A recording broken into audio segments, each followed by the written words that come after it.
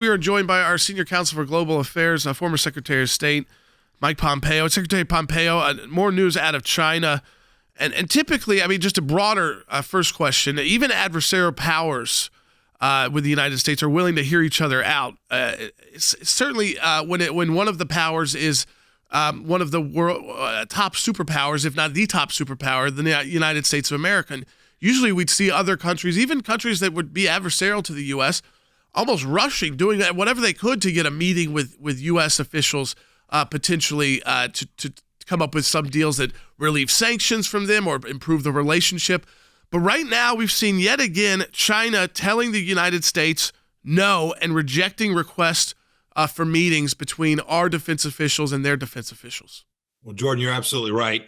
It is normally the case that every country wants to meet with every American leader. When I was a Secretary of State, as I traveled the world, leaders wanted to meet with me. They wanted to have conversations. They wanted to hear, even if they were angry, frustrated, didn't care for the policies we were moving forward. They wanted to have that conversation. To watch the Chinese Communist Party, not just once or twice, or not just for a short period, but for an extended time, begin to push off, begin to simply say, nope, we don't think there's anything worthy of chatting about. We don't think there are any constructive conversations to be had. I think that tells you something about America's standing in the world. My second thought is one of the things I think the Chinese Communist Party had begun to take for granted with this administration is when they did talk, they could claim victory just by talking. It's never enough to have the conversation be the objective.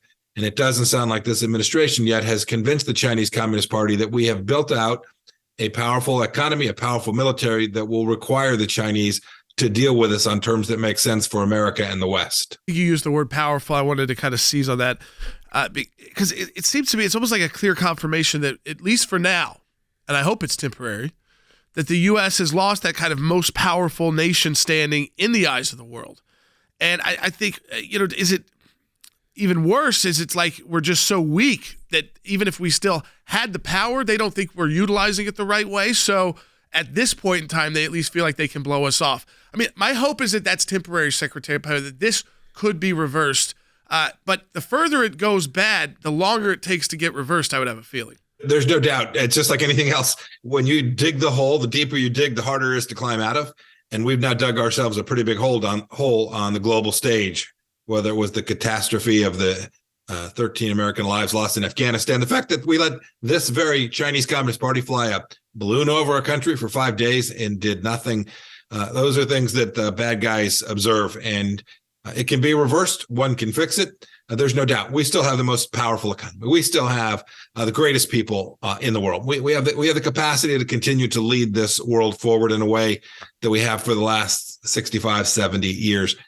Doesn't appear this administration is prepared to actually use those kinds of power to deter our adversaries from attacking us and to make sure we protect every American from these threats. We can reverse this. It's possible to do, but it's going to take good leadership. When the Chinese are asking, why are you doing this? Like what by the press, why are you refusing to meet with, and they talk about US sanctions. But then as you talk about, we talked about like the spy balloons and issues like that. I mean, we know that's still been heated, but even with sub-sanctions, and some of those are very old, and the spy balloon that we shot down after it flew over our entire airspace, and the idea here is that's usually when you meet in those kind of situations where things are getting heated and you want to bring the tensions down, you would typically meet. Do you think that if these officials, if the Biden administration really thought this was a priority, that they wouldn't just keep asking and keep getting a no, but they would almost not accept a no? You know what I'm saying? Like they would keep going to them until they finally said, no, we are going to meet. We have got to bring tensions down in the world. We've got to start talking about your role with Russia, your role in Taiwan, our role in these situations. Let's not let this get out of control. Jordan, we didn't highlight, I think, the fact that they canceled one of the most important meetings with the Secretary of Defense, America's Secretary of Defense. All right, this is the place most likely to cause a flash or a confrontation in a way that none of us think makes any sense. And they've now denied just the simple communication between our two military and our military leaders, an increasingly dangerous risk. You know, I always remind folks, Chinese Communist Party talks about wanting to be a global leader. we should hold them to what it is they say they want. If you're going to be a global leader, you have to behave that way.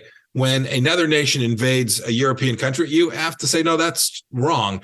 When a virus springs up inside your country, you need to get the best minds around it to try and make sure you don't kill millions of people around the world.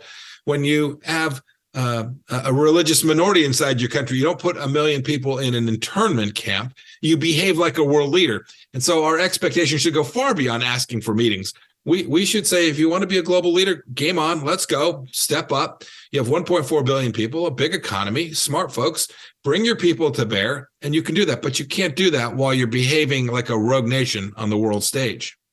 So true. It's like you cannot keep that. You can't have that. You can't claim to be that what the country you used to be, and then also claim that you're this this new kind of world-leading superpower that's going to direct the world. Because again, you got to have clear sets of guidelines. What you actually believe in, what you do support, what you don't support. Not that kind of as they go in with all of the kind of we don't take sides here. We're not going to take a side here, or maybe we will on this issue, but not on this issue.